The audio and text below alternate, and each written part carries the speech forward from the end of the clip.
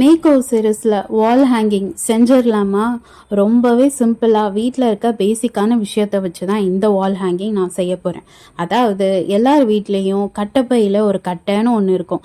கட்டைப்பைன்றது 90s பேரண்ட்ஸுக்கு பொக்கிஷமாக save பண்ணுற விஷயம். என்னதான் சொத்து வாங்கி சேர்த்து வைப்பாங்களோ இல்லையோ, கட்டைப்பை வாங்கி சேர்த்து வைக்கிற பேரண்ட்ஸ் தான் 90ஸில் அதிகம். இந்த மாதிரி அம்மாவும் அப்பாவும் பொக்கிஷமாக சேர்த்து வச்ச கட்டைப்பையில் உள்ள ஒரு கட்டையை உருவி கிராஃப்ட் பேப்பரில் எல்கேஜிலையும் யூகேஜிலையும் ஃபஸ்ட்டு நம்ம வரைய கற்றுக்கிட்ட ஸ்டாரையும் மூணையும் கட்டி தொங்க விட போகிறோம் நூலில்.